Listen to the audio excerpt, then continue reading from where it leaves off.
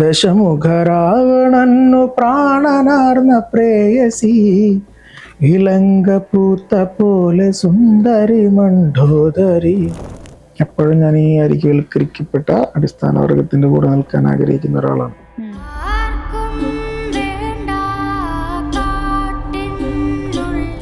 രാഷ്ട്രീയം പറയാറുണ്ടോ? അങ്ങനെയാണ്. ചിലപ്പോൾ നിങ്ങൾക്ക് എന്നെ പറ്റി അറിയാത്തതായിരിക്കും.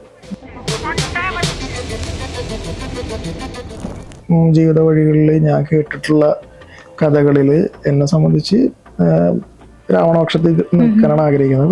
വേറെ തരത്തിലൊരു പൊളിറ്റിക്കൽ സ്റ്റേറ്റ്മെന്റും കൂടിയാണ്. എന്തുകൊണ്ടായിരിക്കും അവരെ കേന്ദ്ര കഥാപാത്രങ്ങളായിട്ട് എടുത്ത് അവരെ കുറിച്ചുള്ള പാട്ടുകൾ എഴുതുന്നത്? രാവണപക്ഷത്താണ് ഞങ്ങളുടെ പാട്ടുകൾ. ഞങ്ങളുടെ ഹീറോ രാവണനും ഞങ്ങളുടെ ആൾക്കാരും ഇതൊക്കെയാണ്.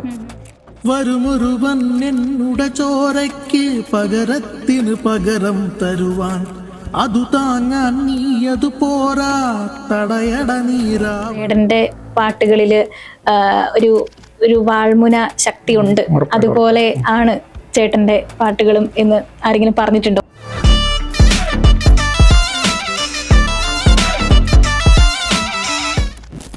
നമസ്കാരം, ഏവർക്കും ഇൻഫ്രീ മീഡിയയിലേക്ക് സ്വാഗതം. ഇന്ന് ഇൻഫ്രീ മീഡിയയിലൂടെ നിങ്ങളെല്ലാവരും പരിചയപ്പെടുത്താൻ പോകുന്നത് ഒരു സിംഗറാണ്, അതുപോലെ തന്നെ ഒരു എഴുത്തുകാരനാണ്.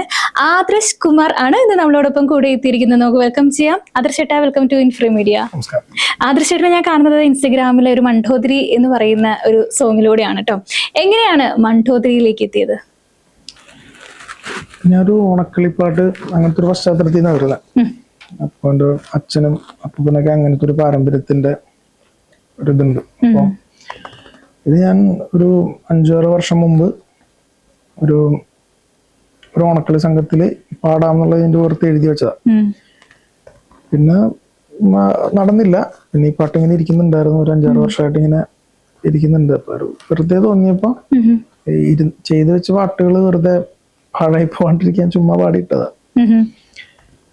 അത് ഇത്രയും ആൾക്കാർ ഏറ്റെടുക്കുമെന്ന് വിചാരിച്ചിട്ടുണ്ടായിരുന്നോ? അങ്ങനൊന്നും വിചാരിച്ചില്ല. ഞാൻ ഇത് വെറുതെ ചുമ്മാ ചെയ്തിട്ടതാ. ഞാൻ എൻ്റെ ഒരു മേഖല ഇതല്ല. ഞാൻ ഇങ്ങനൊരു റെക്കഗ്നേഷൻ കിട്ടുമെന്ന് വിചാരിച്ചിട്ടുള്ള ഒരാളുമല്ല.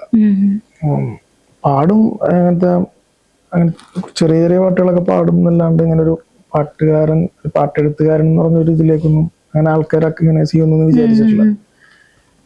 ഒരു ചുമ്മാ വെറുതെ അതങ്ങ് ക്ലിക്കായി അല്ലേ? ഇപ്പൊ ചേട്ടന്റെ പാട്ടുകൾ എടുത്ത് നോക്കി കഴിഞ്ഞു കഴിഞ്ഞാല് രാമായണത്തിലെ പല ആൾക്കാരെ നമുക്ക് കാണാനായിട്ട് സാധിക്കും. ഇപ്പൊ ശരിക്കും പറഞ്ഞാല് എന്തുകൊണ്ടാണ് ഇപ്പൊ ഈ പറയുന്ന മാതിരി രാവണനിലേക്ക് നമ്മൾ വേറൊരു കാറ്റഗറിയിലാണ് പെടുത്തിയിരിക്കുന്നത്? സാധാരണ നമ്മുടെ അടുത്ത് പറയുന്ന രാമനും സീത, ലക്ഷ്മണൻ അവരൊക്കെയാണ്. എന്തുകൊണ്ടായിരിക്കും അവരെ കേന്ദ്ര കഥാപാത്രങ്ങളായിട്ട് എടുത്ത് അവരെ കുറിച്ചുള്ള പാട്ടുകൾ എഴുതുന്നത്? അങ്ങനെയല്ല, നിങ്ങൾക്ക് ചിലപ്പോൾ ഒരു പുതുമ ഉണ്ടാവും. ഇപ്പൊ എന്റെ ചെറുപ്പം മുതല് എൻ്റെ ഒരു ജീവിത വഴികളിൽ ഞാൻ കേട്ടിട്ടുള്ള കഥകളിൽ എന്നെ സംബന്ധിച്ച് രാവണനാണ് ഹീറോ എന്നുള്ളതാണ് ഞങ്ങളുടെ ഒരു കൺസെപ്റ്റ്. അതിനൊരു പ്രധാനപ്പെട്ട കാരണം ഈ ഓണക്കളി എന്ന് പറയുന്നത് ഇപ്പോ തൃശ്ശൂർ ഭാഗങ്ങളിൽ മാത്രമേ ഉള്ളൂ. പണ്ട് ഞങ്ങളുടെ വൈപ്പിൻ മേഖലകളിലൊക്കെ ഉണ്ടായിരുന്നൊരു കലയാണ്. അപ്പോൾ ഇപ്പോഴും ഉണ്ട്, പക്ഷെ അത്തരത്തിലില്ല. ഇപ്പൊ ഈ ഓണക്കളികളിൽ രണ്ട് പക്ഷത്തായിട്ടാ പാട്ടുകൾ പാടുക. രാമപക്ഷവും രാവണപക്ഷവും. ഈ വടക്കോട്ട് പോകുന്തോറും രാമപക്ഷമാവുകയും ഇങ്ങോട്ട് കടലരിയിലേക്ക് വരും തോറും അത് രാവണപക്ഷത്താണ് നിൽക്കാറ്. ഞങ്ങൾ പാട്ടിരുന്ന വെച്ച പാട്ടുകൾ എപ്പോഴും രാവണപക്ഷത്താണ്. രാവണപക്ഷത്താണ് ഞങ്ങളുടെ പാട്ടുകൾ. ഞങ്ങളുടെ ഹീറോ രാവണനും ഞങ്ങളുടെ ആൾക്കാരും ഇതൊക്കെയാണ്. ഞങ്ങൾക്ക് ഞങ്ങളെ പറ്റി ബോധം ഉണ്ടാവണമല്ലോ. അതെ അതെ അതെ. ആ ഒരു സ്റ്റോറി നമ്മൾക്കുമായിട്ടൊന്ന് പങ്കുവെക്കാമോ? അതായത് ഈ രാവണനെ സപ്പോർട്ട് ചെയ്യുന്ന ഒരു ഫാമിലി ആണല്ലോ. അങ്ങനെയല്ല, അതിൽ ആ തരത്തിലും പാട്ടുകൾ, കല എന്ന് പറഞ്ഞൊരു സാധനത്തിൽ അങ്ങനെ പലതരത്തിൽ ഇതുണ്ടാവും. ഞാൻ കുറെ കൂടി എൻ്റെ ഒരു പശ്ചാത്തലത്തില് അങ്ങനെയാണെന്നാണ് പറഞ്ഞത്. എതിരഭിപ്രായമുള്ള ആൾക്കാരൊക്കെ ഉണ്ടാവും. ഞാൻ കുറെ കൂടി രാവണപക്ഷത്തിൽ നിൽക്കാനാണ് ആഗ്രഹിക്കുന്നത്. വേറെ തരത്തിലൊരു പൊളിറ്റിക്കൽ സ്റ്റേറ്റ്മെന്റും കൂടിയാണ്. ഒരു സമകാലീന ഇന്ത്യൻ രാഷ്ട്രീയ സാഹചര്യത്തിൽ രാമന്റെ ചെയ്തികളൊക്കെ വേറൊരു തരത്തില് എന്താ പറയുക, ഒരു ന്യായമല്ല എന്ന് തോന്നുന്ന സമയത്ത് ഇവിടെ രാവണപക്ഷം പറയേണ്ട ഒരു സാഹചര്യം ഉണ്ടെന്നാണ് വിചാരിക്കുന്നത്. ഉറപ്പായിട്ടും അങ്ങനെയാണ്. ആ രണ്ടുപേരും മണ്ഡോദരി നമുക്ക് വേണ്ടിയിട്ടൊന്ന് പാടാമോ? ദശമുഖ രാവണന്നു പ്രാണനാർന്ന പ്രേയസി, ഇളങ്ക പൂത്ത പോലെ സുന്ദരി മണ്ഡോദരി. ദശമുഖ രാവണന്നു പ്രാണനാർന്ന പ്രേയസി, ഇളങ്ക പൂത്ത പോലെ സുന്ദരി മണ്ഡോദരി. അവളുടെ ചുംബനങ്ങൾ വെറ്റപ്പൂത്ത ഗന്ധവും ചെന്തളിർ ചുണ്ടിണയ്ക്കുച്ചത്തി മുല്ല സൗരഭം. മഴമൊഴി മുത്തുകൾ പൊഴിഞ്ഞിടുന്ന തേൻമൊഴി, ചിരിയഴകേഴുമഴും. ദശമുഖ രാവണന്നു പ്രാണനാർന്ന പ്രേയസി, ഇളങ്ക പൂത്ത പോലെ സുന്ദരി മണ്ഡോദരി. എന്ത് മനോഹരമായിട്ടുള്ള വരികളാണ്. അതുപോലെ തന്നെ ഈണം. ഈ പാട്ട് ഞാൻ ആദ്യം കേട്ടപ്പോൾ ഞാൻ വിചാരിച്ചു വേറെ ഏതെങ്കിലും പാട്ടിന്റെ ഈണമായിരിക്കും എന്ന്. ഇപ്പൊ ചേട്ടന്റെ അടുത്ത് പറഞ്ഞപ്പോഴാണ് ചേട്ടൻ പറഞ്ഞത് സ്വന്തമായിട്ട് വരികൾ എഴുതി സ്വന്തമായിട്ട് ഈണം നൽകിയൊരു പാട്ടാണെന്ന്. ആ ഒരു പാട്ടാണ് ഏറ്റവും കൂടുതൽ എനിക്ക് തോന്നുന്നു പ്രേക്ഷകരെ ഏറ്റെടുത്തിട്ടുള്ളതും എന്ന് തോന്നുന്നു. അതുപോലെ തന്നെ ഇപ്പോ ഞാൻ പറയാം, രാവണനെ കുറിച്ച് എഴുതിയിട്ടുണ്ട്, പിന്നെ മണ്ഡോദരി, പിന്നെ താര, വേറെ ഒരു താടക, അവരെ കുറിച്ച് എഴുതിയിട്ടുണ്ട് അല്ലെ. ഇവ ശരിക്കും പറഞ്ഞ ഇവരൊക്കെ എന്റെ ഒരു പോയിന്റ് ഓഫ് വ്യൂവില് ഇവരെല്ലാവരെയും നമ്മൾ കാറ്റഗറൈസ് ചെയ്തേക്കുന്ന ഇപ്പോ ദുഷ്ടകഥാപാത്രങ്ങൾ എന്ന രീതിയിലാണ്. ഇപ്പൊ ചേട്ടന് അവരെല്ലാവരെയും കുറിച്ച് പാട്ടുകൾ എഴുതുന്നു. ഇപ്പൊ നമ്മൾ നോക്കിക്കഴിഞ്ഞാല് പല ഡിവോഷണൽ സോങ്സുകളിലും രാമനെ കുറിച്ചുണ്ട്, സീതേനെ കുറിച്ചുണ്ട്, അങ്ങനെ പല പല ആൾക്കാരെ കുറിച്ചുണ്ട്. ചേട്ടൻ എഴുതുന്നതെല്ലാം ഇവരെ കുറിച്ചാണ്, ഈ ഒരു കാറ്റഗറിനെ കുറിച്ചാണ്. എന്തുകൊണ്ടായിരിക്കും ഇങ്ങനെ ഒരു തീരുമാനം എടുത്തത്? വേറൊരു തരത്തില് ഞാനതിനെ നോക്കിക്കാണുന്നത്, ഒരു ഇപ്പോ ഒരു എന്താ പറയാ, ഒരു സാധാരണക്കാർക്ക് അക്ഷരങ്ങളോടുള്ള ഒരു സാധനത്തിലേക്ക് എത്തിയിട്ടുള്ള അധികം കാലമായിട്ടില്ല.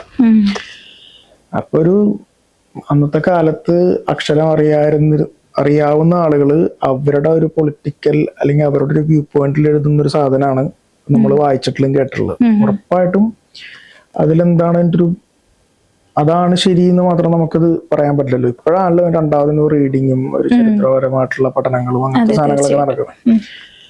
അപ്പോ എനിക്ക് എപ്പോഴും തോന്നിയിട്ടുള്ളത് രാമായണം എന്ന് പറയുന്നത് തന്നെ വേറൊരു തരത്തിലൊരു കുറച്ച് എന്താ പറയാ വേറൊരു പരിപാടിയാണ് അത്. പല സ്ഥലങ്ങളിൽ നമുക്ക് അതിനോട് യോജിക്കാനുള്ള ബുദ്ധിമുട്ടുകൾ അങ്ങനത്തെ സാധനങ്ങളൊക്കെ ഉണ്ട്. പിന്നെ ഇപ്പൊ രാമനാണോ ശരി രാവണനാണോ ശരി എന്ന് ചോദിക്കുന്നതിലും വേറൊരു പ്രശ്നമുണ്ടെന്നാണ് ഞാൻ കരുതുന്നത്. ഇപ്പൊ എന്റെ ശരിയായിരിക്കില്ല താങ്കളുടെ ശരി. അപ്പൊ എനിക്ക് ശരിയാകുന്നത് പലതും നിങ്ങൾക്ക് ശരിയാവണമെന്നില്ല, നിങ്ങളുടെ ശരി എനിക്കും. അപ്പൊ ഒരു സാഹചര്യത്തിൽ ഇപ്പൊ എന്റെ ശരി ഇതാണ് അങ്ങനെ കണ്ടാൽ മതി. ഒരു ആർട്ടിസ്റ്റിന്റെ സ്വാതന്ത്ര്യത്തിന് അങ്ങനെ കണ്ടാൽ മതി. ഇന്ത്യ ആണല്ലോ, അങ്ങനത്തെ ഒരു ആവിഷ്കാര സ്വാതന്ത്ര്യം ഉണ്ടല്ലോ. അപ്പൊ അങ്ങനെ ഞാൻ അതിനങ്ങനെ കാണാൻ മാത്രമേ പറയൂ. വേറെ രീതിയിലൊക്കെ വ്യാഖ്യാനിക്കുന്ന ആൾക്കാരോട് എനിക്ക് പ്രത്യേകിച്ച് ഒന്നും പറയാനില്ല. ഇപ്പൊ നമുക്കറിയാം കുറെ പാട്ടുകൾ വരുന്നുണ്ട്. ഇപ്പൊ കരിങ്കാളി പോലുള്ള, ഇപ്പൊ ഈ ഇടയ്ക്ക് കാവാണ എന്ന് പറഞ്ഞ സോങ്, അതേപോലെ എഴുതി വെച്ചിരിക്കുന്ന ഏതെങ്കിലും പാട്ടുണ്ടോ ഈ ഇടയ്ക്ക് നമുക്ക് കേൾക്കാൻ പാകത്തിന്? അതുപോലെ അങ്ങനെ പറയാൻ പറ്റില്ല. ഞാൻ എഴുതി വെച്ചിരുന്നത് ഇപ്പൊ ഇതില് ഈ മണ്ഡോദരി ഒരു ടീം അത് വാങ്ങി, പിന്നെ ശൂർപ്പണക അത് വേറൊരു ടീം വാങ്ങിയിട്ടുണ്ട്. അങ്ങനെ നമ്മള് ചെയ്തു വെച്ചേക്കുന്ന പാട്ടുകള് ആളുകൾ പിക്ക് ചെയ്യുന്നുണ്ട്.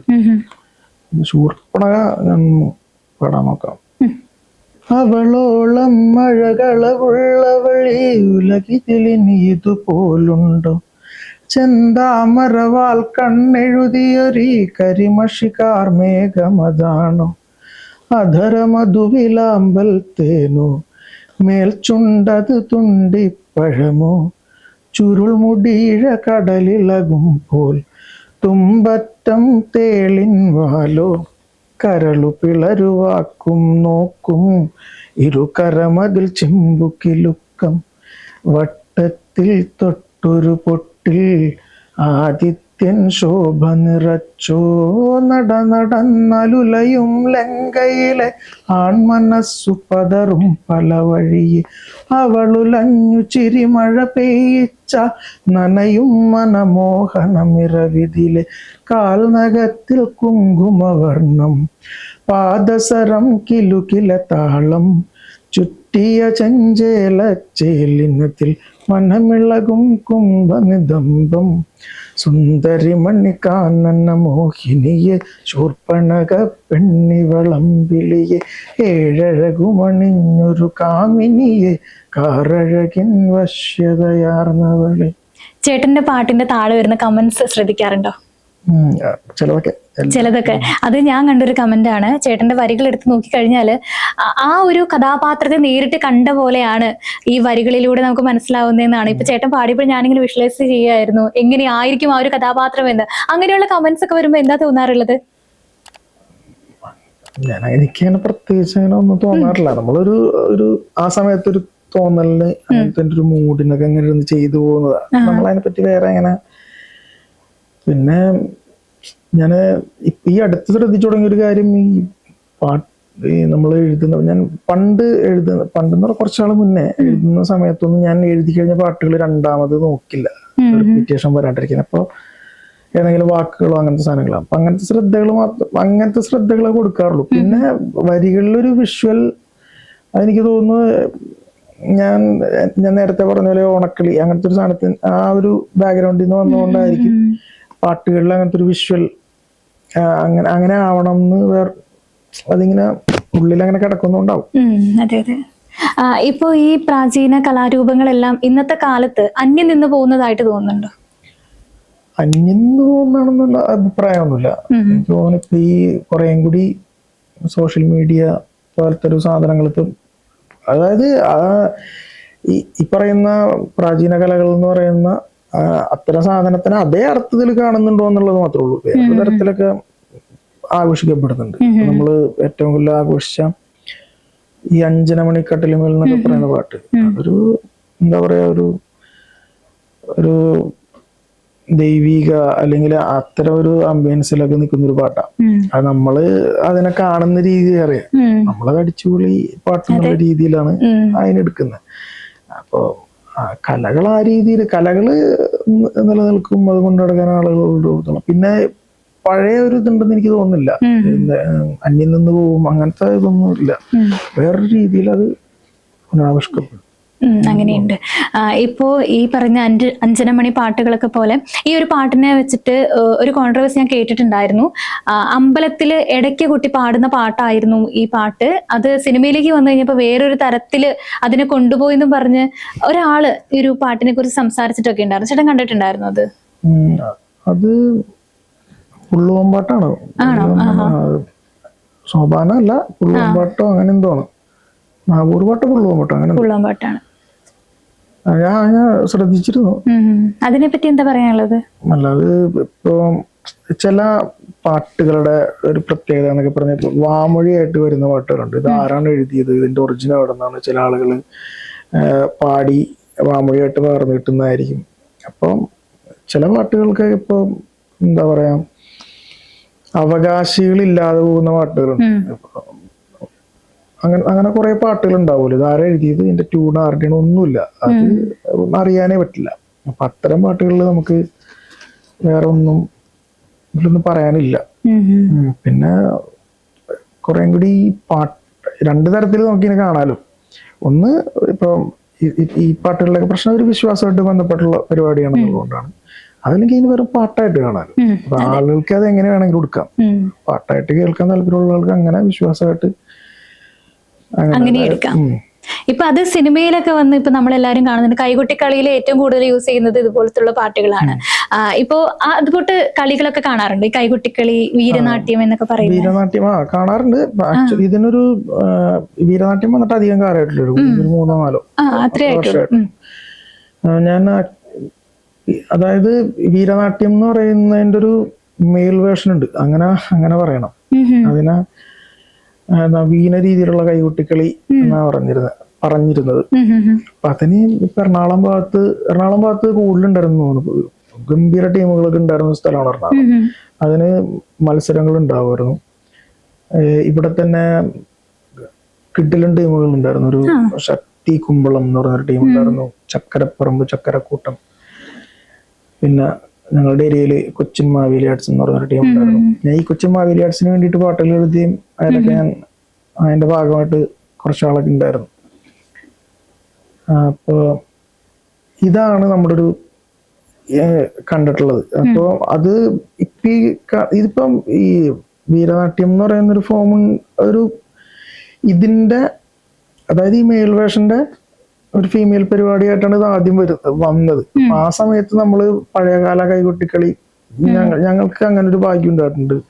അതിന്റെ പല വേർഷൻസ്, അതായത് കൈകൊട്ടിക്കളി, അതായത് എതിരുകളി എന്ന് പറയുന്ന ഒരു വിഭാഗമുണ്ട്. ഇപ്പൊ തൃശ്ശൂർ ഭാഗത്തേക്കൊക്കെയുള്ള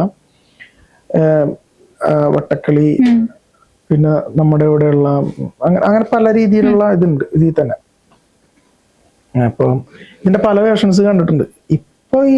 ഇപ്പൊ നമ്മൾ കണ്ടുകൊണ്ടിരിക്കുന്ന വീരനാട്യം എന്ന് പറഞ്ഞൊരു ഫോം, അതിനൊരു പ്രത്യേകിച്ച് ചട്ടക്കൂടുകളൊന്നുമൊന്നും ഇല്ല. ഇപ്പൊ ചില സമയത്ത് അത് സിനിമാറ്റിക് പരിപാടിയായ അങ്ങനെ തോന്നാറുണ്ട്. പിന്നെ അല്ലെങ്കിൽ അതൊരു ഡാൻസ് ഫോം, വേറൊരു ഡാൻസ് ഫോമായിട്ട് മാറാറുണ്ട്. പക്ഷെ ഞാൻ അതിനെ കാണുന്ന എങ്ങനെയാണെന്ന് വെച്ചാൽ അത്യന്തം നമുക്കത് ആസ്വദിക്കാൻ പറ്റുന്നുണ്ടോന്ന്. ആളുകളെ എന്റർടൈൻ ചെയ്യലാണല്ലോ. അപ്പൊ അതിലൊരു വേറൊരു തരത്തിൽ വിജയിച്ച് നിൽക്കുന്നുണ്ട്. ഒന്നും ഇല്ലാതിരിക്കുന്നതിനേക്കാൾ എന്തെങ്കിലും ഉണ്ടാവുന്നതാണെന്നുള്ളത്. അതെ, ഇപ്പൊ ശരിക്കും ഈ പറയുന്ന വീരനാട്യം എന്ന് പറയുന്ന ഫോം ഇതല്ല എന്ന് പറയുന്ന ഒരു കൂട്ടം ആൾക്കാരുണ്ട്. ഇത് വെറും കൈകൊട്ടിക്കളിയാണ്. ശരിക്കും പറഞ്ഞാൽ ഈ കൈകൊട്ടിക്കളിയും വീരനാട്യവും അതെന്താണെന്ന് ചേട്ടന് ഐഡിയ ഉണ്ടോ? എനിക്ക് തോന്നുന്നു വീരനാട്യം എന്ന് പറഞ്ഞൊരു ഫോം, വീരനാട്യം എന്ന് പേരിടുന്നത് പോലും എടുത്ത അത് കൈകൊട്ടിക്കളി എന്നുള്ള രീതിയിൽ തന്നെയാ വന്നിരുന്നത്. കൈകൊട്ടിക്കളിക്ക് ചോട് വെച്ച് കളിക്കുന്നതാന്ന് പറയും. അതായത് അതിന് പ്രത്യേക ചോടുകളുണ്ട്. അരച്ചോട്, മുച്ചോട്, മുക്കണ്ണൻ, അങ്ങനെ ഒരുപാട് ചോടുകളുണ്ട്. അപ്പൊ അങ്ങനെ കളിച്ചിരുന്ന വെച്ചാ കളിയാണ്. അങ്ങനെ അതാണ് എന്റെ പരിപാടി. അതിന്റെ സ്റ്റെപ്പ് നമ്മൾ ഈ കാണുന്ന കൈകൊട്ടിക്കളിയിലെ സ്റ്റെപ്പുകൾ എന്തെങ്കിലും എല്ലാവരും അങ്ങനെ ഉപയോഗിക്കുന്നുണ്ടെന്ന് തോന്നുന്നില്ല. അങ്ങനെ ഉപയോഗിച്ചിരുന്ന ആളുകൾ പോലും ഇപ്പൊ ഇതിന്റെ ഒരു ഫോം മാറി ഇതൊരു സിനിമാറ്റിക് ഡാൻസ് പരിപാടിയുടെ അങ്ങനത്തെ ഒരു ഇതിലേക്ക് മാറിയപ്പോ അവര് പോലും അത് ഉപേക്ഷിച്ചിട്ട് ഇതിലേക്ക് വരുന്നുണ്ട്. അപ്പൊ കൂടുതൽ ആളുകൾക്ക് കാണാൻ ഇഷ്ടം ഈ കുറേം കൂടി എന്താ പറയാ എന്റർടൈനിങ് ആയിട്ടുള്ള സാധനങ്ങളാണ്. അപ്പൊ ഈ ആൾക്കാർക്ക് ഈ പഴമ പരിപാടികൾ കാണാൻ താല്പര്യം കുറയും. ഇപ്പൊ ഞാനൊരു കാര്യം ചോദിക്കട്ടെ, ഇവിടെ കഴിഞ്ഞ ഇന്റർവ്യൂകളില് ഈ പറയുന്ന ഈ കൈകൊട്ടിക്കളിയിലെ ആശാന്മാരെന്ന് പറയുന്നവരും ജഡ്ജസ് എന്ന് പറയുന്നവരോട് വന്നിട്ടുണ്ടായിരുന്നു. അപ്പൊ ഞാൻ ചോദിച്ചിട്ടുണ്ടായിരുന്നു ശരിക്കും പറഞ്ഞാൽ എന്താണ് കൈകൊട്ടിക്കളി, എന്താണ് വീരനാട്യം? അപ്പൊ ജഡ്ജ് പറഞ്ഞത് വീരനാട്യവും കൈകൊട്ടിക്കളിയും രണ്ടും രണ്ടാണ്. വീരനാട്യം ഇവിടെ ഉള്ളതല്ല, തെലുങ്കാന അങ്ങനെ എവിടെയുള്ളൊരു നാട്ടിലെ കളിയാണ്. കൈകൊട്ടിക്കളിയാണ് ഇവിടെ ഉള്ളതെന്ന് പറഞ്ഞു. ആശാൻ പറയുന്നത് കൈകൊട്ടിക്കളി, വീരനാട്യം, തിരുവാതിര മൂന്നും, കൈകൊട്ടിക്കളിയും വീരനാട്യം ഒന്ന്, തിരുവാതിര വേറൊന്ന്, അങ്ങനെയാണ് പറയുന്നത്. അപ്പൊ സ്റ്റെപ്പുകളുടെ കാര്യം ചോദിച്ചു കഴിഞ്ഞപ്പോ പറഞ്ഞു, ജഡ്ജ് പറഞ്ഞു കൈകൊട്ടിക്കളിക്ക് എന്താ എപ്പോഴും കൈകൊട്ടിയുള്ള സ്റ്റെപ്പാണ്, പിന്നെ വീരനാട്യത്തിന് പുള്ളിക്കാരത്തേക്ക് അത്ര ഇതൊന്നും ഇല്ല എന്ന് പറഞ്ഞു. അപ്പൊ ശരിക്കും പറഞ്ഞാൽ എന്താണ് ശരിക്കും പറഞ്ഞ ഈ വീരനാട്യം അല്ലെങ്കിൽ ഈ കൈകൊട്ടിക്കളിയിൽ ഇപ്പോൾ നടക്കുന്ന ഈ പറയുന്ന ആശാന്മാരും അതുപോലെ ജഡ്ജസും ഈ കളി ഇപ്പൊ ജഡ്ജ് ചെയ്യാൻ വേണ്ടി ഒത്തിരി പേര് ഇരിക്കുന്നുണ്ടല്ലോ, ഇതിന് മാത്രം ശരിക്കും എന്താണ് ഈ കൈകൊട്ടിക്കളി അല്ലെങ്കിൽ വീരനാട്യം? അല്ല, കൈകൊട്ടിക്കളിക്ക് പറയുന്ന വേറൊരു തരത്തിലുള്ളൊരു എന്താ പറയാ കാർഷിക അത്തരം പാട്ടുകളുടെ വാമൊഴി പാട്ടുകൾ, അതായത് ഇപ്പൊ ഈ റെക്കോർഡ് ചെയ്തിട്ടുള്ള കളിക്കുന്ന പരിപാടിയല്ല, ആൾക്കാര് പാടിക്കൊണ്ട് തന്നെ കൈകൊട്ടി കളിക്കും. തിരുവാതിര അതിന്റെ വേറൊരു സാധനം, ഡിഫറെന്റ് ആയിട്ടുള്ളൊരു വേറൊരു പരിപാടിയാണ്. കൈകൊട്ടിക്കളി കാർഷിക സംസ്കാരവും അതിന്റെ കൊയ്ത്തുമതി അങ്ങനത്തെ സാധനങ്ങളൊക്കെ ആയിട്ട് കർക്കിടകത്തിലൊക്കെ എന്താ പറയാ കർക്കിടകത്തിലൊക്കെ റിഹേഴ്സലൊക്കെ തുടങ്ങി ചിങ്ങം അതിന്റെ കൊയ്ത്തുകാലം ആ സമയത്തൊക്കെ ആഘോഷത്തിന്റെ ഭാഗമായിട്ടൊക്കെ വളരെ ഉള്ളിന്ന് വരുന്ന സാധനം, മറ്റേ കാർഷികമായിട്ടുള്ള അവരുടെ ജീവിത പശ്ചാത്തലം ഇത്തരം സാധനങ്ങളിൽ നിന്നുകൊണ്ട് പറയുന്ന പരിപാടികൾ കൈകൊട്ടിക്കളി. അത് എല്ലാവരുടെയും മുറ്റത്ത്, വീടിന്റെ മുറ്റത്തോ അല്ലെങ്കിൽ അവർ കൂടുന്നിടത്തോ കളത്തിലോ അങ്ങനെ ഏതെങ്കിലും ഒരു ഭാഗത്ത് എല്ലാവരും വട്ടത്തിൽ നിന്ന് കൈകൊട്ടി കളിക്കുന്നതാണ് എന്റെ കൈകൊട്ടിക്കളി. പിന്നെ അതിന് എന്താ പറയാ അതിൻ്റെ ഒരു പോകെ അതിനൊരു വേറൊരു വേർഷൻ ഉണ്ടാവുന്നതാണ്. പിന്നെ ചുവട് വെച്ചിട്ടുള്ള കളികൾ വരിക, അതിന് ആസ്വദിക്കാൻ ആളുകൾ കൂടുന്നതനുസരിച്ച് അത് സ്വാഭാവികമായിട്ട് അപ്ഡേറ്റഡ് ആവുന്ന പോലെ അങ്ങനെ അതിന്റെ ഒരു ഫോമാണ്. വീരനാട്യം ഞാൻ വിചാരിക്കുന്നത് എൻ്റെ ഡിഫറെന്റാ. അതെന്താണ് അങ്ങനെ ഒരു ചോദ്യമേ ഇല്ല. ഇനിയും മാറും, അത് ഇപ്പൊ കാണുന്നതായിരിക്കില്ല, ഇനി ഒരു വർഷം കഴിയുമ്പോൾ കാണാം. അങ്ങനെ കണ്ടാ മതി വീരനാട്യം. പക്ഷെ ഭയങ്കര രസമായിട്ട് ആൾക്കാർ ആസ്വദിക്കുന്നുണ്ട്. അതിനങ്ങനെ കണ്ടാ മതി. അതിനൊരു ആധികാരികത കുറിച്ച് അത് ഇത് അങ്ങനത്തെ ഒരു ഒന്നുമില്ല. ഇപ്പൊ ചേട്ടൻ അതൊക്കെ ഫോളോ ചെയ്യുന്ന ആളാണോ? ഞാൻ ശ്രദ്ധിക്കാറുണ്ട്. ഏത് ടീമായിരിക്കും ഏറ്റവും കൂടുതൽ ഇഷ്ടം? അങ്ങനെയില്ല, എല്ലാവരും ഓരോ രീതിയിൽ പെർഫോം ചെയ്യാം. എല്ലാവരുടെയും എന്താ പറയാ പെർഫോമൻസും അവരുടെ ഒരു പരിപാടിയൊക്കെ യൂണീക്കാണ്. അപ്പം അതില് ഒരു നല്ല ചീത്ത എന്ന് പറഞ്ഞ അഭിപ്രായം പറയേണ്ടതില്ല. ഇപ്പൊ അതിലേക്ക് കുറെ കുട്ടികളും, അതായത് പെൺകുട്ടികളായിരുന്നു ഈ ആദ്യ ടൈമിലൊക്കെ കളിക്കാറുണ്ടായിരുന്നത്. ഇപ്പൊ ആൺകുട്ടികളും ഇറങ്ങി വരുന്നുണ്ട്. അപ്പൊ അതിനെ എങ്ങനെയാ കാണുന്നത്? നല്ലതല്ലേ? ഞങ്ങൾ ആണുങ്ങൾ മാത്രം കളിച്ചിരുന്ന സമയത്ത് 1-2 പെൺകുട്ടികൾ, ചെറിയ കുട്ടികൾ കളിച്ചിട്ടുണ്ടായിരുന്നു. ചേട്ടന് കളിച്ചിട്ടുണ്ടോ? ഞാൻ ഈ പറഞ്ഞ നവീന രീതിയിലുള്ള കൈകുട്ടികളുടെ ഭാഗമായിരുന്നു കുറച്ചാള്. പാട്ടുകൾ എഴുതുമായിരുന്നു, പാടുമായിരുന്നു. അപ്പൊ കളിച്ചിട്ടുണ്ട്. അതിന് മുമ്പ് ഇപ്പൊ എന്റെ അച്ഛന്റെ സഹോദരിമാര് ഇവരൊക്കെ ഓണക്കളി കളിക്കുന്ന സമയത്ത് ആണുങ്ങളും പെണ്ണുങ്ങളും അതിനിങ്ങനെ വേർതിരിവൊന്നും കാണേണ്ട കാര്യമൊന്നുമില്ല. അങ്ങനെയാണ് ചോദ്യത്തിന്. ഇപ്പോ ആ സമയങ്ങളിൽ ചേട്ടനൊക്കെ കളിച്ചുകൊണ്ടിരിക്കുമ്പോ വാമൊഴിയായിട്ടായിരുന്നു പാട്ടൊക്കെ പാടുന്നത്. അതില് ഒരു പാട്ട് നമുക്ക് വേണ്ടി ഒന്ന് പാടാമോ?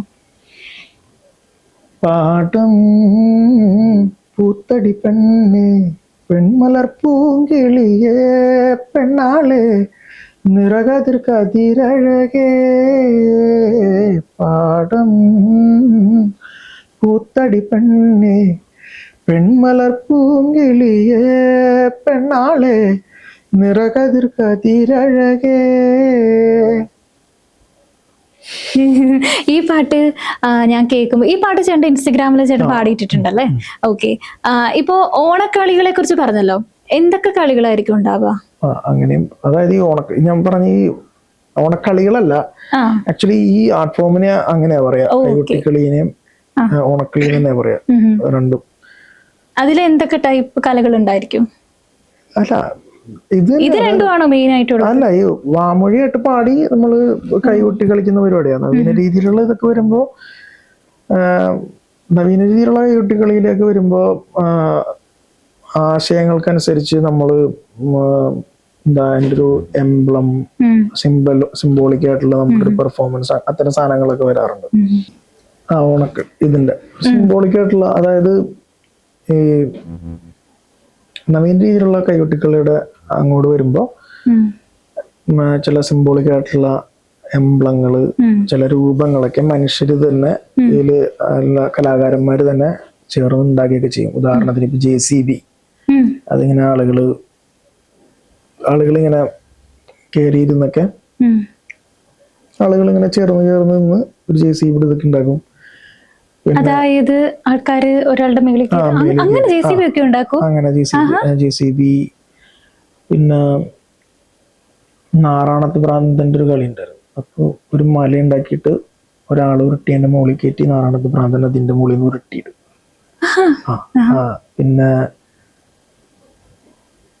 പിന്നെ വില്ല് വണ്ടിയില് അയ്യൻകാളി നിന്ന് വരുന്നത് കാള ഉണ്ടാക്കിയിട്ട് അങ്ങനെ പലതരത്തില്.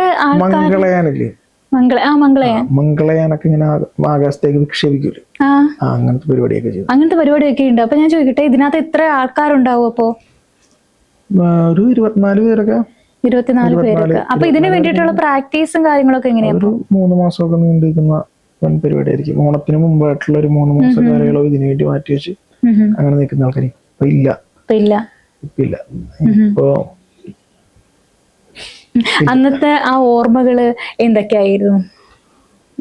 ഓർമ്മകളൊക്കെ തന്നെ ചെറുപ്പമാണ് ആ സമയത്തൊക്കെ. ഒരു 11-12 ആ ഒരു സമയത്തൊക്കെ.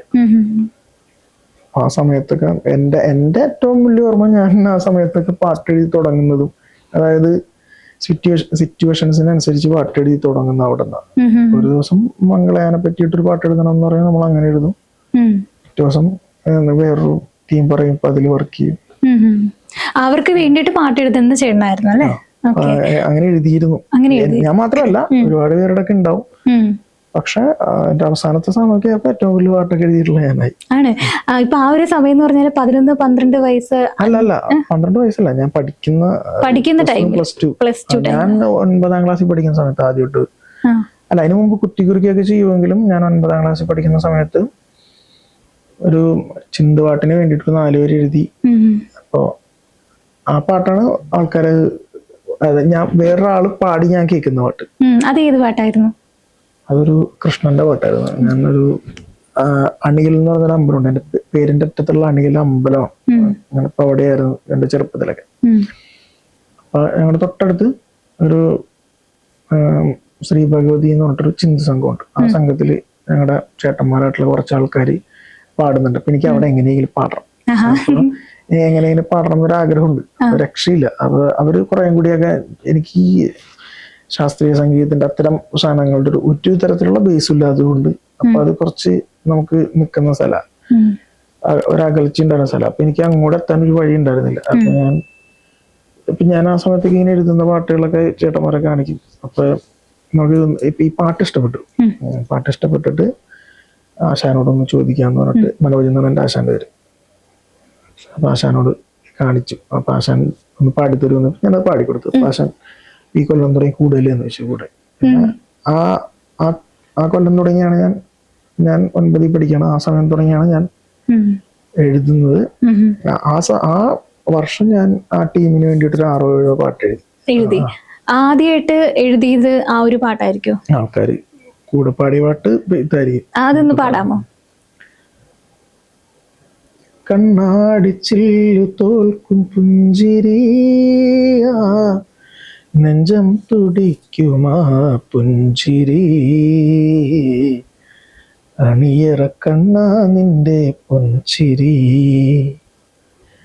കണ്ണാടിച്ചില്ലു തോൽക്കും പുഞ്ചിരിയാ, നെഞ്ചം തുടിക്കുമാ പുഞ്ചിരി, അണിയറ കണ്ണാ നിന്റെ പുഞ്ചിരി. ഈ പുഞ്ചിരിയുടെ കാര്യം പറഞ്ഞപ്പോ ചേട്ടന്റെ കമന്റിൽ വന്നൊരു കാര്യമാണ്, ചേട്ടൻ ആദ്യമായിട്ട് ചിരിക്കുന്ന കണ്ടു. അധികം ചിരിക്കാത്ത ആളാണോ? ഇല്ല, ഞാൻ ചിരിക്കൂ. ഞാൻ വാപ്പോയി എന്ന് പറഞ്ഞ ഒരു പാട്ട്, അതിന്റെ താഴത്തെ കമന്റിലാന്ന് തോന്നുന്നു, ഞാൻ കണ്ടിരുന്നു. ഇപ്പോഴെങ്കിലും ആണോ? വേറെ ആരെങ്കിലാണോ? നമ്മുടെ തകില് വായിക്കുന്ന ആഷിൻ എന്നാണ് അവന്റെ പേര്. കൊലുസ് എന്ന് വിളിയും. കൊലുസ് അത്ര നേരം ഭയങ്കര ആക്റ്റീവ് ആയിരിക്കും. BTS വീഡിയോ ഒക്കെ ഇട്ടിട്ടുണ്ട്. അത് അവന്റെ വേഷം കെട്ടണായിരുന്നു മുഴുവനും. അപ്പൊ അതിങ്ങനെ കയറിപ്പോയിട്ടുണ്ട്. ആ പാട്ടിനെക്കാളും കൂടുതൽ അവന്റെ BTS ആയിട്ടുള്ളത്. ഭയങ്കര രസമായിട്ട് ചിരിക്കുകയും വർത്തമാനം പറയുകയൊക്കെ ചെയ്യും. പക്ഷെ പാട്ട് തുടങ്ങി ഇയാൾ മിണ്ടില്ല. അപ്പം അവന്റെ ഒരു കൂട്ടുകാരിയാണ്. ആണല്ലേ? ഓക്കെ. ഇപ്പൊ ആ വാപ്പോ എന്ന് പറഞ്ഞ പാട്ടില് അതാരൊക്കെയാ കൂടെ? ചേട്ടനൊരു ടീമുണ്ടോ? ടീം എന്ന് പറയുന്നൊരു ഫോർമാറ്റിലല്ല. അത് രണ്ടും എന്റെ അനിയന്മാരാണ്. സ്വന്തമല്ല, രണ്ടും എന്റെ അനിയന്മാരെ പോലെ തന്നെയാണ്. പ്രണവും ആഷിനും. കൂടെ ഉള്ളത് അവന്റെ അച്ഛനാണ്, പ്രഷീദ് എന്നാണ് പേര്. പ്രഷീദേടം ഭയങ്കര ഒരു പാരമ്പര്യമുള്ള, അല്ലെങ്കിൽ ഒരു എന്താ പറയാ, ഒരു യാത്രയുള്ള ഒരാളാണ്.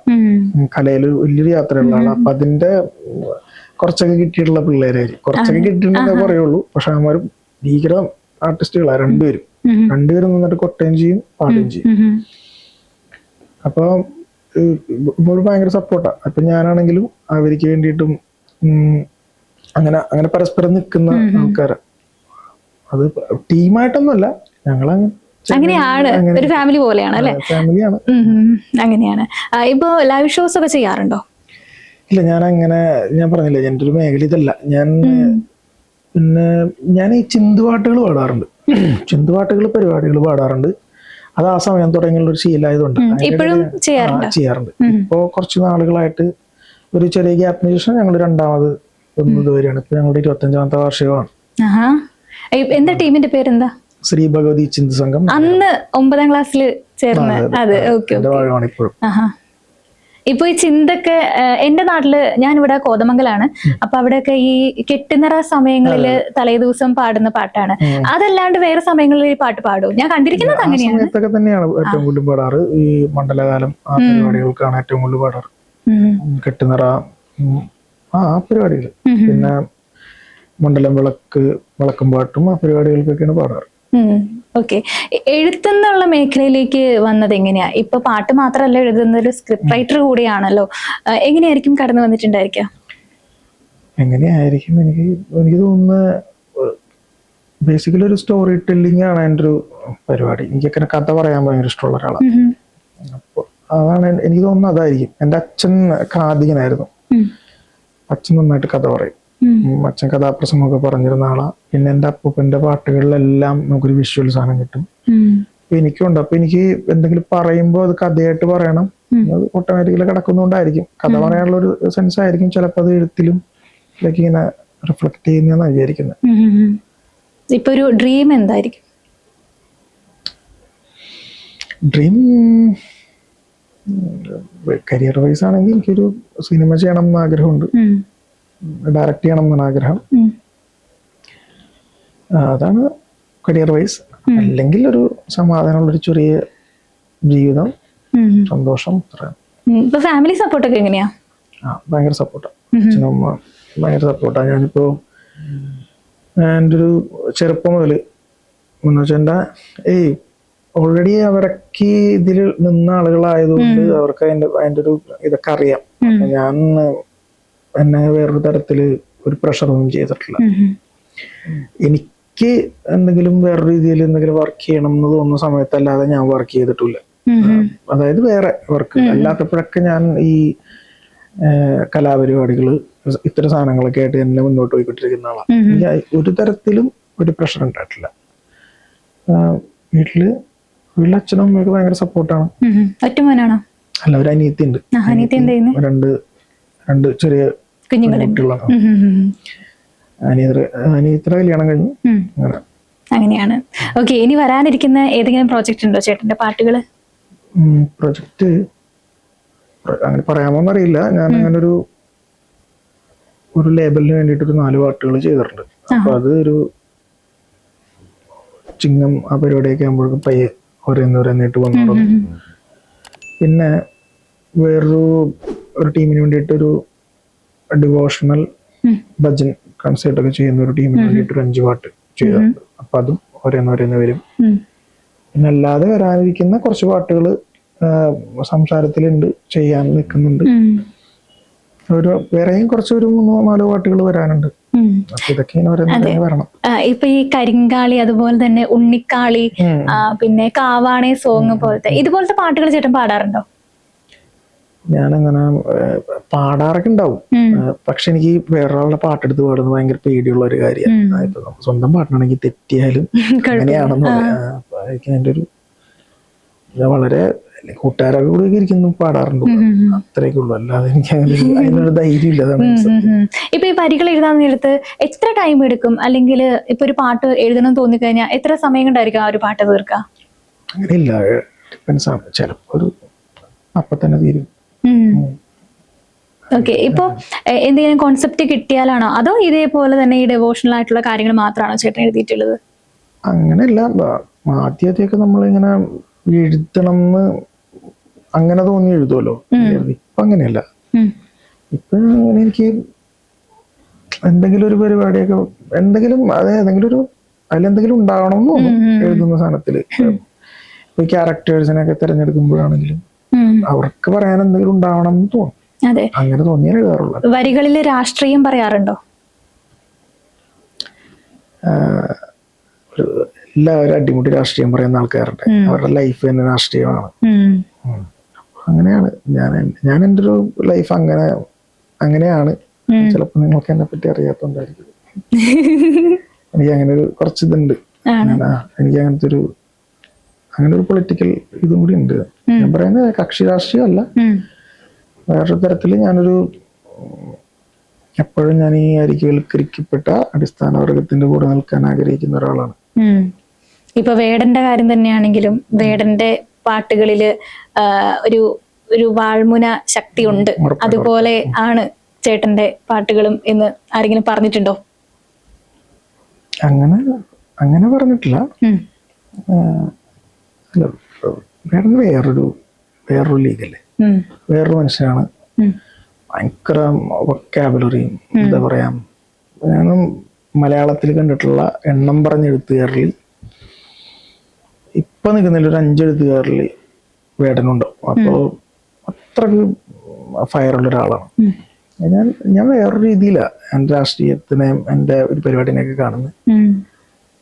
അങ്ങനെ ഒരു കമ്പാരിസൺ ഒരിക്കലും അങ്ങനെ ഒന്നും വന്നിട്ടില്ല. ഓക്കെ, അപ്പൊ എന്തായാലും ചേട്ടന്റെ പാട്ടുകൾ ഇനിയും ഇനിയും ഞങ്ങൾ പ്രതീക്ഷിക്കുകയാണ്. നമ്മുടെ പ്രോഗ്രാം അതിന്റെ പേണിന് മുന്നേ ആയിട്ട് ഒരു നല്ലൊരു പാട്ട് കൂടി നമുക്ക് പാടിത്തരും. അതിന് മുന്നേ കണ്ടുകൊണ്ടിരിക്കുന്ന പ്രേക്ഷകരുടെ അടുത്ത് ചേട്ടൻ എന്താണ് പറയാനുള്ളത്? പ്രത്യേകിച്ചൊന്നും പറയാനില്ല. എന്നാലും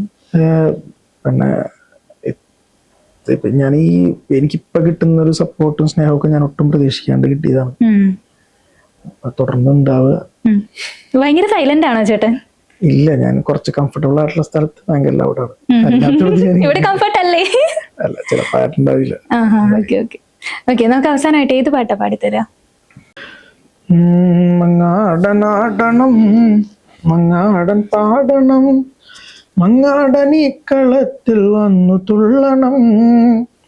മങ്ങാടനാടണം മങ്ങാടൻ പാടണം മങ്ങാടൻ ഈ കളത്തിൽ വന്നു തുള്ളണം.